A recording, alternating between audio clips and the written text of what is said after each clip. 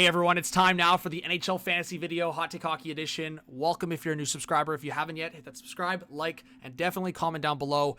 Musts, busts, sleeper picks, and goalie picks. We're going through all of it. This is the fantasy video you want to watch through to the end because I'm going to have also some tidbits on some stuff I'm looking at. So keep an eye on my advice throughout the season. See if I'm wrong, come back, chirp me a little bit. So must, I'm not going to waste any time. McDavid, Draisaitl, McKinnon, Kucherov, those are the obvious ones.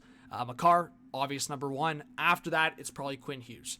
Austin Matthews, bounce back, expect 50-plus goals. Kirill Kaprizov, proving that he could be worth the biggest NHL contract in history until McDavid. And then that there's just going to be more money thrown out. But Kaprizov, expect another productive year. And Brady Tkachuk, it's the points, sure, but it's also the peripheral stats. So, of course, if hitting has a good value point in your league, Brady Tkachuk has that physical point. He's going to put up a lot of hits. And then David Pastrnak, of course, the production. So those are your obvious musts. There's probably a few that I'm maybe missing, but those are my top picks. Busts. So these are tough, right? Like when you're talking about bust picks, like I was going back and forth because there's some that are like on a weaker team that maybe end up being a sleeper. It really comes down to value. So if John Carlson and Brad Marchand are picked outside of your top 150 in your fantasy league, they end up becoming a sleeper almost. It really depends on who's in your league, the knowledge of people in your league. Some of these older guys, like Roman Josi, for me, should not be picked as high as he's been picked. He was a disappointment for me last year. It's because of injuries, but also because he's 35 years old now. So there's different aspects here. Like Miro Heiskanen, he could end up being a good pick, but he was a disappointment for me last year on my team. Thomas Harley is knocking on the door for power play time, and Heiskanen, as much as he's a top 5 defenseman, in my opinion, in the league, fantasy-wise, not so much. So we're talking fantasy, we're talking actual rankings. Heiskanen at the top of the rankings, maybe not the top of your fantasy list. Timo Meier, so inconsistent. You don't know what you're going to get from him. Thomas Chabot, same thing as like the Heiskanen thing. Jake Sanderson's knocking on the door. Chabot's never been like a top-ranked defenseman in fantasy anyways, so just be careful with that. Brian Rust, I just don't think he's going to replicate the production he put up last year. And then Jamie Benn, we always talk about Jamie Benn, the physicality, all that stuff. He's been a good fantasy player in the past. It's just another conversation of age. Getting into the sleeper picks, I really put more emphasis on these picks, to be honest, because the bust picks are so hard to predict. Must picks are sometimes obvious. But going through the sleeper picks. So Matt Barzal is a guy that probably shouldn't be on a sleeper list, if I'm being honest. But he's, I think, ranked like 145. So if you can get him in around that point, like past the top 150 point in your draft, like that's value. Barzal's going to have a bounce back year. Jack Quinn, for me, he's going to score goals eventually. If goals are valued higher than just the assist than a point, like it makes sense to draft Jack Quinn. I think he's going to turn into a 30-goal scorer. It might not be this year. Another guy that's going to put a good production and just sign a long-term contract is Matt Coronado. Look out for Coronado on the Flames as being one of the bigger point producers. Sam Renzel, I'm just looking at Chicago's defense group. I think Renzel's sneaky to be that top defenseman for points. Keep an eye on Renzel on Chicago. Will Smith, everyone talks about Celebrini. Do not forget about Will Smith.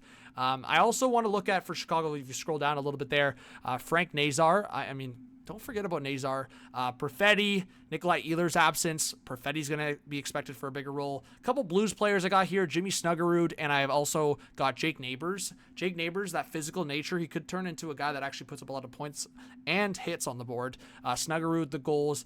Matthias Michelli. I have Michelli and Max Domi here. It really depends on who ends up being on the wing next to Matthew Nyes and Austin Matthews. But the funny part about that is whoever's not on that line might end up being on a line with John Tavares and William Nylander. Both players are going to benefit. If Max Domi's next to Austin Matthews for the 50 goals that Austin Matthews will score, potentially Domi gets an assist on a lot of those. And Michelli, depending, again, who's going to be on the power play, who's going to be on that top line. Keep an eye on those players. I've also got Fabian Zetterlund on the Sens. Does he get top 6 power play and power play time? Potentially. So we'll see. Owen Tippett for a bounce back year. If he drops like way into your draft, like I'm talking 200s, could end up being a sleeper pick. Anyone else here? I didn't talk about Marco Kasper. Could end up being the second line center and on a power play. Keep an eye on Kasper. Brant Clark. Doubt he's getting older. Who's going to be their point producer on that back end? Brant Clark could make some sense for LA. And Sean Monahan, when he was healthy, he was a really good fantasy player for me last year. It depends on Fantilli's development and where Monahan's sitting in the lineup, but keep an eye on Monahan. And goalie tier. So I've got like my musts with Connor Hellebuck.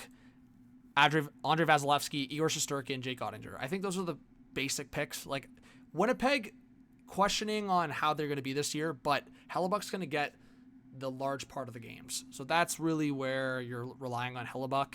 I think Tampa's going to be good again. I think the Rangers are going to have a bounce back year. Ottinger, Dallas should be good enough that it's worth it. Great options after the musts, like Bobrovsky, Florida. Bobrovsky still should get most of the starts. Blackwood should get most of the starts in Colorado, and Aiden Hill should be the number one guy in Vegas. This is where you get interesting. Sleeper / high potential. So the names there for me, Swayman and Markstrom, it's interesting because those are big names, and like last year you could have ranked those two guys in the top 10 for fantasy, and they still might be depending on how you guys draft. Again, the guys in your draft, if there's a Bruins fan, Swayman might get drafted higher. I think Markstrom, if he's healthy, he should be the guy.